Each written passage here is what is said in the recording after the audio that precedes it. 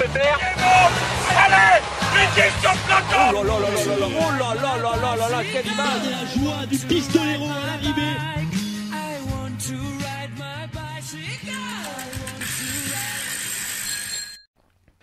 Bonjour et bienvenue à toutes et à tous dans cette nouvelle émission de Chasse Patate.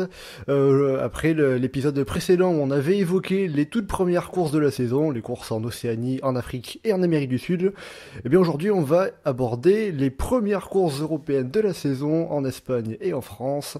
Et pour parler de ça, j'accueille Bertrand. Salut Bertrand. Salut à tous. Et j'accueille également Raphaël. Salut Raphaël. Salut à tous. Bon, bah, très bien. Alors, donc, les courses européennes que l'on a eues pour l'instant, ce début de saison, c'est les courses un petit peu habituelles que l'on a pour entamer le calendrier européen, c'est-à-dire le Challenge de Majorque à cheval sur fin janvier, début février, le Grand Prix La Marseillaise en France, puis la même semaine, l'Étoile de Bessèges et la Vuelta à la Comunidad Valenciana, autrement dit en français, le Tour de la Communauté Valencienne. Donc, on va commencer par le calendrier français et faire dans l'ordre chronologique. Donc on va commencer par parler du Grand Prix La Marseillaise. Grand Prix La Marseillaise qui a vu son parcours un petit peu modifié la veille de la course, puisque il y avait un fort Mistral, un fort vent. Donc la route des Crêtes qui a été empruntée sur le Tour de la Provence, la route des Crêtes entre Cassis et La Ciotat n'a pas pu être empruntée par les coureurs. Donc du coup ça donnait lieu à un tracé un peu moins difficile. Et au final, la victoire est revenue aux échappés, les échappés matinaux, ils étaient 5 dans l'échappée matinale et 2 ont résisté au retour du peloton. Et c'est Anthony Turgis qui s'est imposé devant Romain Combo au pied du stade Vélodrome. Le peloton a été réglé par Tom Van Ladbroek d'Israel Cycling Academy à 23 secondes. Alors, la question que j'ai à vous poser, c'est est-ce que le peloton n'a pas sous-estimé cette échappée ? Est-ce que c'est pas une erreur d'avoir laissé filer une échappée qui était quand même composée de coureurs costauds ? Bah forcément, oui, c'est bête vu qu'ils ont perdu le peloton. Donc on est obligé de dire que c'était une erreur. Puisque au final, en plus, c'est pas des coureurs d'équipe qui avaient les meilleurs sprinters qui terminent aux 2 premières places. Donc les équipes de sprinters peuvent vraiment s'en vouloir d'avoir laissé filer ces coureurs. En plus, avec l'annulation de l'ascension la route des Crêtes, c'était vraiment une belle opportunité de gagner une course au sprint alors que c'était pas vraiment censé jouer au sprint à la base. Donc oui, c'est une erreur. Voilà, après il y a certainement aussi comme tu l'as dit, le changement de parcours qui a peut-être un peu fait déjouer un peu les plans du peloton avec des coureurs qui s'attendaient pas forcément à une course qui se déroule comme ça. Est-ce que t'es d'accord toi Bertrand sur cette analyse ? J'avoue que j'ai pas vraiment d'opinion sur le sujet. Je dirais aussi que par rapport au plateau des sprinteurs, il n'y avait pas vraiment de sprinteurs. Il n'y avait pas vraiment une personne qui se dégageait comme un grand favori au sprint. C'est pas non plus des cadors du sprint. Donc, est-ce que les équipes justement n'ont pas été frileuses à cause de ça parce que elles ne pensaient pas forcément qu'elles auraient une victoire assurée? Voilà. Après, Sarro, pardon. Il y avait Sarro? Il y avait Sarro, Dumoulin quand même. Enfin. D'accord, autant pour moi. Ouais, mais Marc Sarro a sauté assez vite, il me semble. On finit assez loin. Ouais. Ah, je sais plus du tout. Samuel Dumoulin, il me semble qu'il est dans le premier peloton. Ouais, 12e, ouais. 12e, ouais. Oui, mais Samuel Dumoulin, avec tout le respect que je lui dois, c'est quand même quelqu'un qui est plutôt en fin de carrière. Ouais, tu regardes les performances qu'il a faites l'année dernière, il a quand même baissé d'un cran par rapport à l'année précédente. Je le mets plus moi dans les grands favoris du sprint. Peut-être injustement, mais oui, pour un sprint comme ça, pourquoi pas. J'ai pas vraiment d'avis. Après, je pense que le peloton a surtout trop tardé à réagir et non, très honnêtement, non, j'ai pas vraiment d'analyse pertinente à faire là-dessus. Ils ont joué au jeu du chat et à la souris tout simplement. Ils ont perdu, point barre.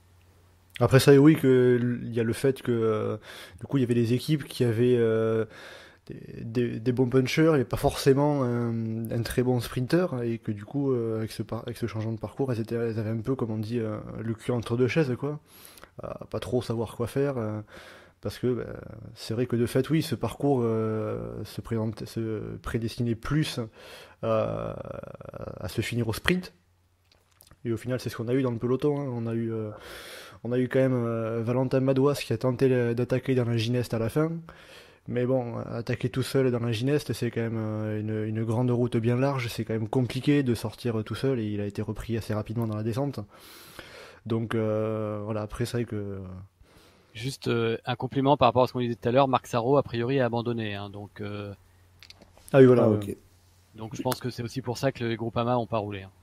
Oui, voilà. Mhm.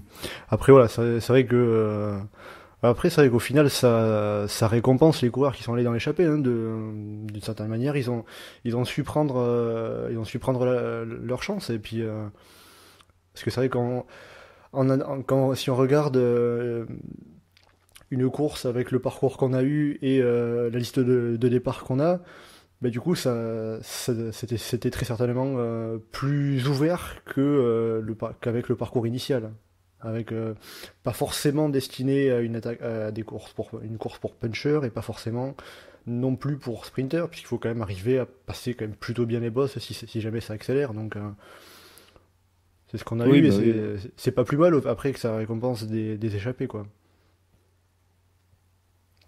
Ouais, et puis le peloton, peut-être qu'avec le vent de face, ils se sont dit, on va les rattraper assez facilement, et au final, non.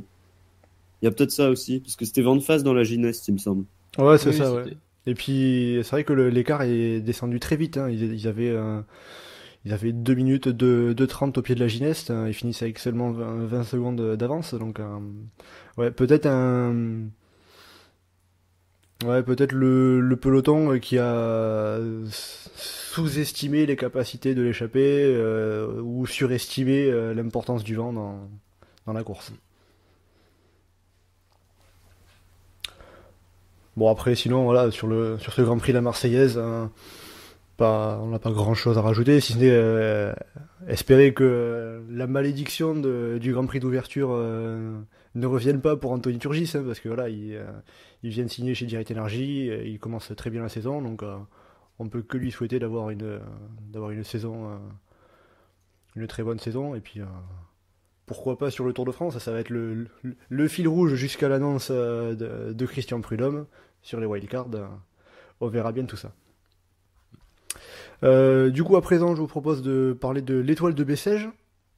Donc là, c'est l'étoile de Bessèges qui est la première course par étape française et qui a été remportée par Christophe Laporte devant Tobias Ludvigsson et Jimmy Janssens. Un classement général qui s'est surtout dessiné hein, sur le contre-la-montre final qu'a remporté Christophe Laporte. Laporte s'était également imposé le deuxième jour au sprint et les deux autres vainqueurs sont Brian Cocard et Marc Sarro. Alors on va quand même signaler que cette année l'étoile de Bessèges s'est courue sur 4 étapes seulement pour des problèmes un petit peu financiers puisque la commune de Laudun-l'Église qui accueillait une étape jusqu'à l'année dernière, qui est en plus une étape qui arrivait un petit peu en bosse, s'est retirée donc on avait un parcours un peu plus plat mais qui a quand même été fort intéressant. Au final, est-ce que peut-être on peut dire que c'est l'avantage de ces courses de début de saison, qu'on n'a pas forcément un parcours qui est extraordinaire, mais qu'on a toujours l'assurance, ou presque, d'avoir une course extrêmement ouverte, extrêmement intéressante, comme on a pu le voir? C'est sûr qu'on va toujours avoir du mal à pronostiquer une course du début de saison. On ne sait pas qui est en forme, on ne sait pas qui ne l'est pas, sauf ceux qui ont déjà couru ou ceux qui sont tout le temps en forme en début de saison, comme par exemple les coureurs australiens sur le Tour Down Under. Et donc oui, forcément, avec ceux qui sont en forme et ceux qui ne le sont pas, on a des disparités de niveau qui sont plus importantes et en général une belle course. Après, sur certains parcours, on s'ennuie quand même bien. Là, sur l'étoile de Bessèges, c'était plutôt intéressant, donc tant mieux, mais bon, j'aurais préféré qu'on ait quand même la fameuse étape de Laudun-l'Église qu'on avait les années précédentes, parce que là, on s'est quand même retrouvé avec le chrono qui fait quasiment à lui seul le général. C'était déjà le cas les années d'avant, mais un peu moins. Et toi après Bertrand, sur cette course, Je suis un peu moins enthousiaste, c'est-à-dire que quand tu regardais le parcours, tu te disais, au moins pour les 3 étapes, comment ça peut échapper à des sprinters, et ça n'a pas manqué. Les oui. 3 étapes ont été remportées par les sprinters. J'aime bien les sprints, mais j'aime bien quand il n'y a pas que des sprints. Et c'est malheureusement ce qu'on a eu, et c'était ce que je craignais. Donc je peux pas être totalement ravi de le constater. Après, il y a je vais être très honnête, je n'ai vu ni la première étape ni la deuxième. J'ai vu la troisième et la quatrième, donc je vais pas trop me prononcer sur les deux premières. Par contre, ce que je peux dire, c'est qu'en effet, la troisième était agréable à regarder. Il y a eu du suspense et donc pour ça, c'était une belle étape à regarder. Donc c'était du beau vélo. Maintenant, comme tu disais, les états de forme sont disparates. Après, on attendait des sprinteurs. On a eu des sprinteurs. Ça s'est plutôt bien réparti. Ce que j'attendais pas, par contre, c'était la victoire de Laporte au général. Là, pour le coup, je sais pas si beaucoup l'avaient prévu, mais en tout cas, moi, je le dis avec toute humilité, c'était pas mon cas. Donc, lui, pour le coup, il est en forme et c'est plutôt bon signe avec les échéances qui arrivent. Donc, je suis assez intéressé de voir ce qu'il va faire, notamment pour la campagne des Flandriennes. Ouais, c'est sûr que Christophe Laporte sur ce chrono, ça a été une des grosses surprises. Hein. Il avait pris, il a été dans le top 10 du chrono l'année dernière, mais là qu'il vienne en plus le gagner d'un rien devant Tobias Ludvigsson, c'est peut-être encore ça qui est le plus étonnant. Et puis on a aussi le Belge Janssens, le troisième. C'est aussi l'autre surprise qu'on n'attendait pas du tout dans ce classement. Donc le chrono a réservé des surprises, quoi, on va dire. Janssens, l'année dernière, il fait 4ème du Tour de Vendée. Le Tour de Vendée, il me semble, ça a été quand même... c'est une belle course de gazier, non? Avec la victoire de Nicolas. La flotte et tout, là. Et Nico Denz qui gagne. Oui, voilà. Bon, après, je m'attendais pas non plus à le voir faire 3. Hein. Mais c'est vrai que typiquement, c'est le genre de coureur qu'on peut davantage voir sur des courses importantes, du fait de la montée de Corendon Circuit en Continental Pro. Étant donné que Mathieu Van Der Poel sera pas sur toutes les courses, puisque l'équipe ne se résume pas à lui et que sa saison ne se résume pas à la route, Jimmy Janssens, on risque bien de le voir davantage cette saison que les précédentes. Donc c'est un coureur qu'il faudra garder à l'esprit, parce qu'il est en train certainement d'éclore un petit peu progressivement, et donc on va le garder à l'œil en tout cas. Ouais, sinon pour Laporte, bah ouais, en fait j'ai l'impression que chaque année il progresse régulièrement. Là, il a encore, je sais pas de combien il a amélioré son temps par rapport à l'année dernière. Je vais regarder. Après c'est un peu compliqué encore de comparer par rapport à l'année dernière, parce que là il pleuvait, peut-être pas pour les derniers, mais la route était mouillée en tout cas, alors que l'année dernière il y avait du beau temps. Après voilà, je sais qu'il est niveau chronométrique, il doit pas être bien loin, certainement. Mais il le fait en 2 ou 3 secondes de plus, je crois. Ouais, c'est 15 minutes 30 cette année et 15 minutes 38, je crois, l'année dernière. Ouais, donc c'est costaud. Il fait quasiment la même avec une route mouillée, une route mouillée, donc c'est plutôt pas mal.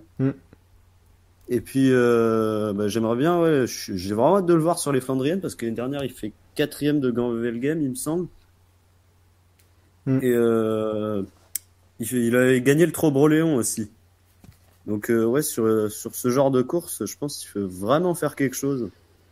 Gand-Wevelgem et Paris-Roubaix, ce sera peut-être un peu dur quand même, mais Gand-Wevelgem et pourquoi pas des courses un peu moins comme Kurn-Bruxelles-Kurn, je sais pas s'il participe. Non, apparemment il participe pas. Mais ouais, c'est sûr que on voit bien que Laporte progresse d'année en année. Depuis qu'il s'est un peu libéré du train de Nasser Bouhanni, il prend une importance grandissante. Après voilà, sur cette étoile de Bessèges, on a pu voir en action les 3 sprinteurs français qu'il y avait. Coquard, Laporte et Sarro, ils repartent avec chacun une victoire au sprint.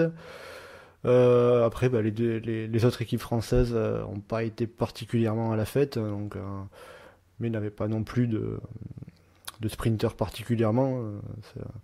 Ça a été assez évident. Donc voilà, on va dire que ça serait intéressant quand même de retrouver pour les saisons prochaines quand même une étape un petit peu vallonnée, qu'on a perdu même sur l'étape de Bessèges même, qui était plus plate. Donc voilà, pour mettre en avant un petit peu d'autres types de coureurs, en effet, comme vous l'avez dit, c'est pas mal de mettre en confrontation différents types de coureurs. Alors, Madouas, par exemple, je pense, quand je l'ai vu dans les côtes là sur la 3e étape, je me dis c'est vraiment dommage qu'on n'ait pas eu une étape vallonnée pour voir ce qu'il donnait. Oui, oui. Mais c'est vrai que ouais, même ce qui était frappant quand même sur cette 3e étape, c'était de voir aussi Bruno Armirail, si je me trompe pas. C'est vrai qu'il roulait. Ouais, la manière dont il a roulé en tête du peloton pendant 20 bornes, il a maintenu l'écart, fait un peu diminuer. C'était une grosse machine quand même. C'était fou hein, de le voir à ce rythme-là. Donc c'était. C'est vrai que limite Christophe Laporte peut lui dire merci en fait pour le général, parce que Christophe Laporte, lui, sur cette dernière étape, il a fini tout seul, sans équipier. Ouais. Donc voilà, C'est vrai. c'est vrai qu'après voilà, il y a aussi l'effet que ça soit le début de saison, que certains sont peut-être pas forcément en forme complète non plus évidemment. Donc en tout cas, ça permet de montrer un peu les coureurs qui sont déjà en bonne forme, et puis aussi faire attention un peu à Bauke Mollema hein, qui vient prendre la 4e place au général. Donc ça veut dire Et que puis en plus, pardon. oui, vas-y. Et en plus, Mollema, il fait des bons challenges de Majorque. Oui, voilà, ouais. Donc Mollema, c'est un coureur qui semble ouais, être en très bonne forme en ce début de saison. Tout à fait. Et donc justement, le challenge de Majorque, comme tu viens de l'évoquer, Raphaël, à moins que vous ayez encore quelque chose à rajouter sur Bessèges. Non, c'est bon. Pas pour ma part. Donc le challenge de Majorque en un groupement de 4 classiques comme d'habitude, avec cette fois 3 vallonnés et un seul plat. Puisque le premier, le Trofeo Cés Salines, se finissait, était en gros une course de côte, avec la victoire de Jesus Herrada, l'ancien champion d'Espagne qui court chez Cofidis. Puis on a eu le Trofeo Andrade Lloseta, remporté par Emmanuel Bormann, le Trofeo de Tramontana, remporté par Tim Wellens, si je me trompe pas, c'est sa 3e ou 4e victoire d'affilée sur ce trophée. Donc à force il la connaît bien la route. Et enfin, le Trofeo Palma, tout plat, remporté par Marcel Kittel. Alors moi, j'aimerais m'arrêter quand même sur Emmanuel Bormann, hein, qu'on a vu très offensif et qui a même levé les bras. C'était sa première victoire chez les pros, si on met de côté son titre de champion d'Allemagne en 2015. Est-ce que ça laisse augurer d'une bonne saison, selon vous ? Oh bah tu sais déjà 2018 laissait augurer une belle saison, même 2017. Enfin il progresse quoi, il est en progression assez linéaire. C'était quand même plus ou moins programmé qu'il allait en claquer une. Et à mon avis celle-là c'est pas la dernière, c'est surtout pas la plus belle qu'il va claquer cette année. Hein. Non il est sur une pente ascendante. Après je peux pas m'éterniser sur la course. Encore une fois je l'ai pas vu donc je peux pas non plus m'extasier plus que ça, mais ça me paraît, il a 26 ans, ça me paraît normal aujourd'hui qu'il en plante une avec ce qu'il nous a montré par le passé. Je crois qu'il a terminé 4e du Pays Basque l'année dernière. Il a fait top 10 sur Pologne et Dauphiné, voire Romandie peut-être. Voilà, donc non, le mec, c'est un bon. On sait que c'est un bon. Il avait pas gagné jusque-là. Bah maintenant, je pense que les compteurs sont ouverts et ça va continuer. Oui, puis sur sa victoire au Trofeo Andrade, si je me trompe pas, le parcours finissait par une bonne portion plate et il a quand même résisté à tous les coureurs qu'il y avait derrière. Donc oui, c'est un coureur qui progresse d'année en année, comme tu l'as dit. Là, il va être encore sur le Tour de France cette année. Donc en tout cas, un début de saison très intéressant de sa part. Raphaël, toi, est-ce que tu sens aussi qu'Emmanuel Bormann est toujours en progression constante et qu'on va le voir encore plus cette saison Cette année, oui. Nécessairement, parce que en plus, je trouve que c'est un coureur qui progresse vraiment de manière linéaire. Enfin, il y a 2 ans, il y a 3-4 ans, c'était des top 20 sur des courses par étapes. Et des fois, on le voyait prendre des échappées, faire des résultats intéressants. Il y a 2 ans, des top 10, et l'année dernière, souvent proche du top 5. Donc cette année, je pense, on peut le voir régulièrement dans le top 5 de courses par étapes, comme, je sais pas lesquelles il a à son programme. Déjà lui au Tour, on va voir ce qu'il va nous faire dessus. Et ensuite, en fonction d'où il ira, Catalogne, Pays Basque, Romandie ou Dauphiné, il peut faire des top 5. Et ce sera intéressant de voir sur le Tour de France, peut-être accrocher un top 10, je sais pas trop. Après, juger sur juste les 2 challenges de Majorque qu'il a fait, bon, je sais pas vraiment si ça augure une grosse saison. C'est sûr, il a battu des bons coureurs, mais après, c'est les challenges de Majorque, c'est le début de saison, tout le monde n'est pas en forme, donc voilà, je préfère ne pas juger là-dessus. Plus sur la saison dernière, finalement. Ok. Après, voilà, il y a aussi certainement le fait que c'est sa première vraie victoire chez les pros, hein, parce que en mettant de côté son titre de champion d'Allemagne, ça peut permettre de débloquer, de passer un petit cap psychologique et de pouvoir se dire, ça va, maintenant, je peux gagner les courses, je sais gagner les courses, et cette année, ça va être la bonne. Donc, Après, tu sais, enfin, pour moi, on l'attend surtout dans les classements généraux, donc c'est plus là-dessus qu'on va juger sa saison, plus que sur des victoires d'étape ou des victoires de course d'un jour. Moi, très honnêtement, je l'attends plus, en effet, sur des top 10 ou des top 5. Hein. Ok. Voilà, après, bon, sur ce challenge de Majorque, je pense qu'il n'y a pas énormément de choses à dire non plus. Est-ce que peut-être une petite... Ah si, il y a quand même quelque chose à dire quand même, victoire de Kittel. Ouais, bah oui. Ça... Ouais, après... quand même, depuis le temps. Ouais, c'est un peu comme la saison 2015, quoi, j'ai l'impression. Il nous a fait une saison blanche comme ça, mais je pense qu'il est reparti pour une grosse saison. Avec... Pour moi, Kittel à son meilleur niveau, enfin, il y a personne qui est capable de le battre au sprint en vitesse pure. Honnêtement, vu l'adversité, je vais pas m'avancer parce que franchement, c'est pas non plus un plateau de ouf en face. Oui, bien sûr, vu l'adversité qu'il a battu là. Mais après, je trouve que c'est un coureur qui marche quand même vachement à la confiance, Kittel. Après, j'allais renverser la question. Est-ce qu'on voit André Greipel qui fait 5e, lui, avec justement cette opposition. Il y avait Hugo Hofstetter qui fait 3e, Timothy Dupont 2e. Pour Greipel, est-ce que c'est pas est-ce que c'est encore trop tôt pour s'alarmer ou déjà on peut commencer à se dire le coureur qui rapporterait des victoires pour Arkea Samsic, il est peut-être plus aussi fort qu'on ne le pensait? Alors moi par rapport à ça, j'ai envie de te répondre d'une part oui. C'est trop tôt pour s'alarmer, mais d'un autre côté, ils ont peu de temps aussi pour faire leurs preuves d'ici le Tour de France. Donc, paradoxalement, c'est trop tôt, mais en même temps, on peut commencer à se dire attention. Après, t'as autre chose, une vraie question que je me pose, c'est pourquoi il a fait le Challenge Majorque et pourquoi il a pas fait Bessèges, où t'avais quand même 3 étapes très favorables au sprint. Ça, c'est une question que je me pose. Et peut-être aussi une adversité. Tu me diras. Il y avait quand même Degenkolb, Kittel. Bon, je me pose la question. Et surtout, tu avais des concurrents directs en fait pour les invitations du Tour de France. Je m'alarme pas pour Greipel, mais je déborde pas non plus d'un optimisme exacerbé. Hein. Je pense que faut encore attendre un bon mois avant de juger. Après, voilà, pour sa participation au Challenge de Majorque, c'était peut-être aussi une habitude qu'il a retrouvée puisqu'il l'avait fait plusieurs fois chez Lotto Soudal et notamment une victoire en 2016 au Trofeo Palma.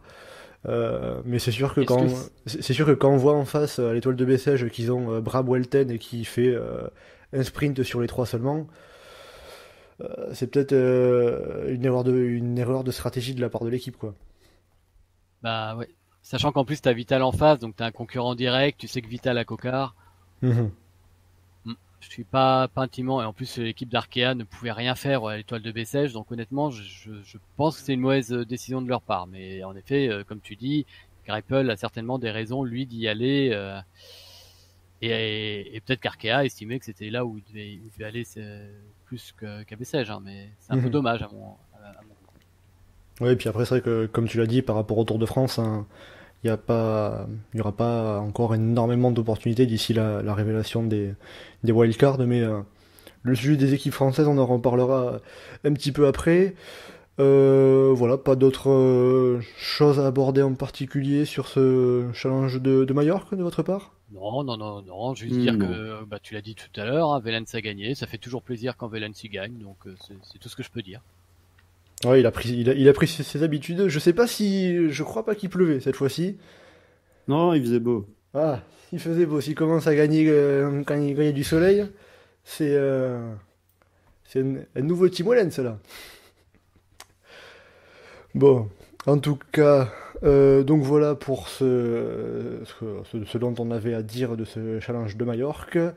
Et je vous propose de finir ces courses de début de saison européenne par le Tour de la Communauté Valencienne remporté par Jon Izagirre devant Alejandro Valverde et Pello Bilbao. Izagirre a creusé l'écart en fait sur le contre-la-montre individuel sur la première étape qu'a remporté Edvald Boasson-Hagen. La seule étape vraiment difficile a été remportée par Adam Yates, la 4e étape. Puis on a eu 2 sprints remportés par Matteo Trentin et une étape un petit peu vallonnée remportée par Greg Van Avermaet. Alors, bon là il y a... Le deuxième sprint, c'est pas Trentin, c'est Groenewegen qui gagne. Oui, il y a Non, eu... c'est Trentin. La deuxième étape, c'est Trentin. Hein. Oui, le étape deuxième par sprint, Trentin. je voulais dire. Ah oui. Ah. Enfin, Trentin gagne le premier sprint et Groenewegen le deuxième, c'est ça que je voulais dire. D'accord, oui, c'est ça. D'accord, Voilà. oui, c'est vrai, oui. Voilà, c'est ça, tout à fait, ouais. Bon, ce qu'on voit, c'est... voilà, bon, là encore, les écarts se font principalement avec le contre-la-montre individuel, hein, puisqu'on voit que Adam Yates, qui a remporté la 4e étape, n'est que 8e à 34 secondes. Bon, là, c'est encore une fois, c'est une course de début de saison, donc on va pas non plus tirer des plans sur la comète au niveau des états de forme. Mais en tout cas, on peut dire que Jon Izagirre, on va dire qu'il a bien pris le pli chez Astana, dès la première course et première victoire. Oui, et en plus, je me demande si c'est pas la première course par étape qui gagne. Ah non, il y avait eu le Tour de Pologne une fois. Mhm. Oui, parce que j'avais souvenir de Jon Izagirre qui faisait très très souvent entre 3e et 6e des courses par étape, et je me disais quand est-ce qu'il va en claquer une. Ouais, ça fait plaisir de le voir gagner. Ça fait plaisir de voir Boasson-Hagen aussi regagner quelque chose, parce que l'année dernière, il était quand même très décevant à chaque course, alors qu'en 2016 et 2017 encore, c'était pas trop mal. Donc ouais, j'étais content de voir Boasson-Hagen sortir un chrono comme ça. Ouais, et puis surtout, C'était son bien. équipe en a besoin, quoi, d'une certaine manière. D'avoir un Aussi, Boasson-Hagen oui. qui gagne, puisque voilà, même s'il y a des recrues intéressantes, on a vu au Tour Down Under que Dimension Data, c'était pas trop ça encore. Oui, aussi, c'est vrai. Et puis, Yates, sur l'arrivée en côte, il gagne, et puis il sort quand même à 200 mètres, un bon gros démarrage. Enfin, il a sorti tout le monde de la roue, alors qu'il avait fait quasiment les 2 derniers kilomètres en tête. Au début, je pensais qu'il roulait pour Jack Haig, qui était mieux placé au général. Je pense que c'est ça qu'il faisait, d'ailleurs. Puis quand il a vu qu'Haig a craqué, il a mis 3-4 attaques. Il était vraiment au-dessus du lot, et je pensais que Valverde ou Dan Martin seraient plus costauds que lui. Au final, non. Donc, ouais, j'étais assez content de le voir gagner. Et on va voir s'il va cette année exploser comme Simon. Mais là, il était impressionnant sur cette arrivée-là. C'est vrai que justement, Valverde, que tu as évoqué, prend la 2e place sur l'étape remportée par Yates. Là, cette année, maintenant, il a le maillot de champion du monde. Et il a toujours pas gagné, puisqu'il avait l'habitude de voltiger sur les courses espagnoles de début de saison, de gagner à l'appel. Là, on est mi-janvier, Valverde n'a toujours pas gagné. Bon, il y a quand même pas matière de s'alarmer non plus, mais quand même, c'est pas un début de saison du niveau qui nous a habitués, en tout cas. Alors, ça c'est un truc sur Valverde qui en effet, je le vois souvent ce débat, Valverde qui gagne pas, est-ce qu'il faut s'inquiéter? Bon, je pense qu'il faut relativiser, il faut aussi se dire que en 2017, il a eu une saison tronquée par son Tour de France, il est absent, il aborde 2018 très tôt, et tout de suite il est performant, mais parce qu'il avait une certaine fraîcheur. Et il a fait quand même toute la saison de A à Z, quoi. Il a fait une saison énorme, et il a consommé énormément d'énergie, donc vu son âge, ça m'étonne pas que il puisse pas renchaîner sur une deuxième saison tout de suite du même acabit. Il est à un âge où, à mon avis, on va le voir performer, mais dans les grands objectifs. Et puis là, il fait deuxième de la plus grosse étape de montagne dans le même temps qu'Yates. Donc, en effet, comme tu disais, il y a absolument pas de raison aujourd'hui de s'alarmer. Il est encore dans les clous, il est dans les temps des meilleurs. Voilà, il faut calmer les ardeurs et non, Valverde clairement il est pas terminé, mais il gagnera moins que l'année dernière et les années précédentes, à mon sens. Oui, il faut quand même Ah, rappeler, ouais, voilà, Le gars, il a quand même 38 ans et il a déjà fait, il est déjà dans les 10 meilleurs coureurs du début de saison. Hein, donc, Voilà, donc mais voilà, on va pas non plus s'alarmer. Et puis il faut dire que on voilà, relativise. son titre de champion du monde a dû apporter aussi un peu une certaine fatigue mentale, un petit peu, parce que du coup ça fait plus de pression médiatique, marketing, à laquelle il faut répondre. Donc du coup, alors je connais pas en détail sa préparation de la saison, mais en tout cas, c'est sûr qu'il ne l'a pas abordé de la même manière que la saison dernière. Ça, c'est une certitude. Donc voilà. Après, je me fais pas de soucis pour lui sur les grands rendez-vous. C'est Valverde, il devrait répondre présent. après, vu qu'il fait le Giro cette année, enfin, franchement, je le vois pas jouer le général sur le Giro. Mais je pense qu'il peut gagner des étapes. Oui, d'autant plus que ouais, je pense qu'il peut être même porter le maillot rose, notamment dans la première semaine, avec quelques petites étapes vallonnées, mais pas de haute montagne avant la moitié de Giro. Bah, Donc, rien que le premier chrono, s'il est vraiment en forme, je pense qu'il peut le gagner parce que c'est quoi? C'est genre 6 km de plat et puis le San Luca qui est quand même bien pentu. C'est dans les cordes de Valverde, je pense, un chrono comme ça. Bon, après, il faudra voir le plat. Ah ben non, il y aura Dumoulin à Roglic. Ah bah non, non. Je viens de m'en rappeler, ah bah non. mais en tout Ça cas, marche voilà. plus. En tout cas, Valverde, on aura de quoi le voir sur les grandes courses. Et voilà, ce début de saison sans victoire pour l'instant n'est en aucun cas un désastre inquiétant pour ses supporters. En tout cas, il n'y a pas besoin du tout de s'alarmer. Mis à part cela, voilà, bon, là, ce tour de la communauté valencienne, après voilà, il n'y a pas énormément de choses à dire. J'aimerais quand même juste faire remonter la bonne performance du jeune Colombien Sergio Higuita de la Fundación Euskadi et qui rejoindra EF Education First en cours de saison, qui avait aussi fait de très bonnes perfs sur le Challenge de Majorque. Donc voilà, c'est pas un basque, mais il apporte de très bons résultats à cette équipe de la Fundación Euskadi. Et je pense que c'est quand même à signaler, c'est quand même remarquable. Ouais, c'est vrai que c'est assez impressionnant ce qu'il fait. Bon, c'est pas, voilà, il a 21 ans, donc c'est pas le niveau de Bernal ou Sosa, mais c'est quand même très très costaud. Même sur les challenges de Majorque, sur celui qui est gagné par Wellens, je sais plus lequel c'est. Il me semble qu'à 10-20 km de l'arrivée, il est avec Wellens et Bourman et il craque juste dans le final. Oui, Donc, ouais, très costaud. il était assez présent en tout cas, ouais, c'est sûr. Sinon, vite fait par Greg Van Avermaet sur l'arrivée à Tchera, il sort quand même un bon gros sprint et j'ai hâte de le voir sur les Flandriennes. Là, j'ai l'impression qu'il est en bonne forme. Et Trentin aussi. L'année dernière, saison très décevante. Là, il est parti sur des bons résultats. Donc en tout cas, voilà, ce début de saison laisse entrevoir plein de promesses, on peut dire. Bon, et bien voilà, du coup, on a fait le tour de toutes ces courses européennes de début de saison. Maintenant, voilà, pour faire un petit peu, regarder d'un avis un petit peu plus global, je vais vous poser une petite question. Quelle équipe française a fait, selon vous, le meilleur début de saison? Même si là, c'est vraiment que le début de saison. Selon vous, est-ce qu'il y a une équipe qui se détache du lot, que ce soit même de manière positive ou négative, en ce début de saison pour les équipes françaises? Laquelle a pu effectuer le meilleur début de saison, selon vous? Bah écoute, pour moi c'est assez clair, c'est Cofidis. Cofidis parce que t'as Herrada qui gagne en Espagne, t'as Hofstetter qui également fait podium si je dis pas de bêtises. Oui, tout à fait, sur le trophée Opalma, troisième. Voilà, t'as la porte qui gagne Bessèges, donc un classement général plus 2 étapes.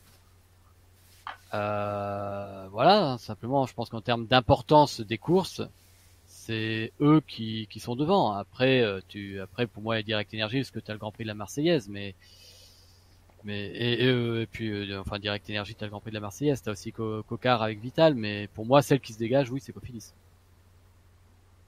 Toi, Raphaël, t'es du même avis, Cofidis Ah bah, Cofidis, oui, clairement le meilleur début de saison avec Herrada qui est performant sur tous les challenges de Major qu'il a disputés et Hofstetter qui fait 3e du sien. Bouhanni qui passe pas loin de gagner une étape au sprint sur le Tour de la Exact. Communauté de Valence. Oui, où il y tout avait à un fait, ça, plateau là, je l'ai pas mentionné, pas mais il dégueu. fait top 5 Et aussi. sur la Il victoire fait de deuxième Groenewegen. sur la plus belle, enfin sur le sprint gagné par Trentin et je sais plus combien sur celui gagné par Groenewegen, donc plutôt costaud. Et puis bah Laporte qui fait une super étoile de Bessèges. Mais oui, c'est vrai que Direct Energy c'était pas du tout, enfin c'était pas mal du tout. Enfin, Bonifazio qui gagne 3 étapes et de général à la Tropicale, je m'y attendais pas spécialement et bah, Turgis qui gagne le Grand Prix la Marseillaise non plus. C'est vrai qu'après, on peut dire, d'un point de vue comptable, c'est Cofidis et Direct Energy qui font les meilleurs débuts de saison. Mais d'un autre côté, Direct Energy a été un peu plus transparente sur l'étoile de Bessèges, alors que Cofidis a eu des coureurs qui ont été très présents sur toutes les courses depuis ce début de saison. Donc ça aussi, c'est à garder à l'esprit également, voilà, tout à fait. Et bah sinon quand même en début de saison décevant, Arkea pour l'instant c'est quand même, enfin je les sens pas quoi pour cette année. Oui, pour l'instant, voilà, c'est seulement une victoire pour Greppel. Voilà, il faut peut-être un peu le temps d'adaptation pour l'Allemand et Barguil qui sort de top 10. Bon, c'est pas mauvais non plus, mais c'est sûr que comparativement à Direct Energy et Vital Concept, c'est un bilan qui est un peu plus maigre. Donc voilà, ils vont devoir relever un petit peu le niveau. Tout à fait. Après, de toute façon, on peut jouer au jeu des wildcards, mais on sait très très bien que le juge de paix ce sera Paris-Nice, donc c'est toujours un peu difficile de pronostiquer avant. Si Arkea ne gagne rien mais cartonne à Paris-Nice, Arkea sera sur le tour. Oui, voilà, c'est sûr, si on voit Voilà. si Greppel remporte deux étapes et Barguil, je sais pas, moi, le maillot à poids, par exemple, bah, c'est sûr que ça va peser fortement dans la balance. Bon, après le maillot à poids de Paris-Nice, je sais pas si ça pèse trop. Ouais, je suis pas persuadé non. Oui, non, Parce mais, que je me souviens même pas qu'il l'a eu l'année dernière. non, mais je dis le maillot à poids parce que je sais pas s'il sera en mesure de remporter le général, mais qu'il soit bien présent, qu'il marche bien, c'est ça qui va compter. Yes. Après, moi, d'un point de vue négatif, un petit peu plus que Arkea Samsic, je dirais quand même plutôt AG2R la mondiale, qui a quand même couru aussi en Océanie avec le Tour Down Under la Cadel Evans Great Ocean Road Race. Ils étaient là-bas, ils n'ont pas fait grand-chose. Là, de retour en Europe, l'étoile de Bessèges, ils étaient un petit peu transparents. Geniez, voilà, c'était pas un contre-la-montre exceptionnel. Bah, Le Grand il avait Prix, pas de. Je crois que c'est lui, il me semble, il avait pas de vélo de contre-la-montre, donc Non, il c'était avait pas de son nouveau vélo de voilà, contre-la-montre. c'est ça qui est un petit peu compliqué, c'est que C'est ridicule, comme le vraiment, partenariat c'est ridicule. a été annoncé, officialisé, enfin fait assez tardivement, tous les coureurs n'ont pas encore des vélos à leur cote. Donc voilà, c'est pour ça que Geniez a fait le chrono de Oui, Bessèges non, mais avec un vélo Factor. Donc ouais. c'est sûr que ça surprend. Bah, Mais ça voilà, fait très AG2R, hein. Le AG2R et le contre-la-montre, c'est voilà. c'est pas une grande histoire d'amour. Non, c'est moins qu'on puisse dire. Et pourtant, il y aura le contre-la-montre par équipe cette année sur le Tour de France, donc il va falloir Oui, vite, une belle vite équipe. réagir, on va dire. Ils feront une belle perf, mais bon, là ça fait pas très sérieux, quoi. Tout à fait. Bon, eh ben, très bien. Je pense que voilà, du coup, on a un petit peu abordé tous les sujets. Alors maintenant, ce que je vous propose pour terminer ce podcast, on va terminer par une note un petit peu plus légère. Je vais vous proposer de faire un petit quiz avec quelques petites questions, comme ça, et pour pour voir un petit peu, pour tester. D'ailleurs, vous qui nous écoutez, n'hésitez pas à nous dire si ce format vous plaît, etc. ou à nous donner votre avis. C'est toujours intéressant de savoir ça. Alors, pour la première question, on va rebondir sur une statistique que Darth Minardi a postée sur le forum. Donc, un seul coureur a couru le Tour de France chaque année depuis 2010, c'est Pierre Rolland. Il y a eu également un seul coureur qui était présent sur tous les Giro de la décennie 2010, donc de 2010 à 2018. À votre avis, quel est ce coureur présent chaque année sur le Tour d'Italie? Cunego? Non, c'est pas Damiano Cunego. Si je me trompe pas, il était pas sur le Giro en plus l'année dernière et son équipe n'était pas invitée, il me semble. Ah bah non, oui, même pas. Pozzo Vivo. Non, c'est pas Pozzovivo, Ah. mais si vous voulez, je peux donner un indice. Le coureur que l'on cherche a couru avec Domenico Pozzovivo. Dans une équipe française, donc G2R la mondiale. Montaguti? Non, c'est pas Matteo Montaguti, mais c'est vrai qu'il était beaucoup présent sur le Tour d'Italie. Un coureur Hubert Dupont? Hubert Dupont. Voilà, bonne réponse, Hubert Dupont qui aime beaucoup le Tour d'Italie. C'est le coureur voilà, qui s'est le plus engagé sur le Giro ces dernières années. Et après, bon là, un petit peu plus difficile, je pense que je vais vite donner la réponse.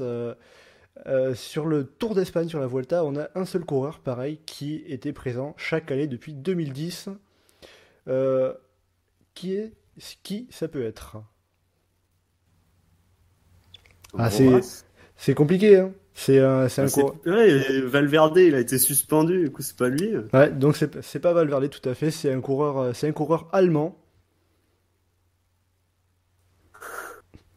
Geschke? Non, c'est pas Geschke, mais il a couru avec lui. Je vais vous donner la réponse, puisque là c'est quand même assez difficile. Frolinger. Frolinger, Johannes Frolinger. Alors, je sais pas comment tu l'as trouvé. Moi, j'ai dit au hasard un coureur allemand qui était chez Sunweb. Alors là, ouais, tout à fait. Ben voilà, c'est Johannes Frolinger. Ça quand même, niveau stats, faut aller la chercher quand même celle-là. Et tiens justement, il y a un autre point commun entre Hubert Dupont et Johannes Frolinger. Outre le fait qu'ils ont tous les deux couru un grand tour tous les ans de 2010 à 2018, quel est cet autre point commun entre Dupont et Frolinger? Pas d'idée? Aucune. Aucune. Eh bien, ces deux coureurs n'ont jamais gagné chez les professionnels alors qu'ils ont la trentaine passée, 38 ans même pour Hubert Dupont. Voilà, ce sont d'excellents équipiers mais qui n'ont jamais levé les bras chez les professionnels. Allez, là on va passer un petit peu plus dans l'actualité. Vous en avez peut-être entendu parler. Qui est le premier coureur né au XXIe siècle à avoir gagné chez les professionnels? Biniyam Girmay. Bonne réponse, c'est l'Érythréen Binyam Girmay qui a remporté au sprint la 3e étape de la tropicale Amissa Bongo devant des coureurs donc comme Greipel ou Manzin ou Bonifacio. Et allez, dernière petite question bonus. Là, à l'inverse, on a un coureur de 42 ans qui a remporté une course aux Philippines, une course UCI aux Philippines la semaine dernière. Allez, un coureur européen quand même. Parce que C'est sinon, Mancebo. Francisco Mancebo, tout à fait, Paco Mancebo, qui vient d'entamer sa 22e saison chez les professionnels et qui court cette année dans l'équipe japonaise Matrix Power Tag. Alors, il y a quand même des vieux de la vieille comme Mancebo, comme Rebellin ou comme Oscar Sevilla qui sont toujours là. Sevilla d'ailleurs qui était au Tour de San Juan et c'était assez marrant de voir que il a commencé sa carrière avant la naissance de Remco Evenepoel qui était sur la même course. Donc voilà, de voir tous ces écartages, c'est assez impressionnant. Bon et bien voilà, c'est tout pour ce petit quiz et c'est tout également pour ce podcast, pour cette émission sur les premières courses du calendrier européen de 2019. Voilà, donc on se retrouvera bientôt pour faire un petit point probablement avant Paris-Nice pour analyser les autres courses qui sont à venir. On a notamment le Tour de la Provence, l'UAE Tour, mais aussi le week-end d'ouverture en Belgique, les fameuses courses avec l'Omloop, Het Nieuwsblad et Kuurne-Bruxelles-Kuurne. Ça, c'est les courses à ne pas manquer. Donc voilà, bien en tout cas, merci de nous avoir suivis et on se dit à la prochaine pour une nouvelle émission. À bientôt. Bye.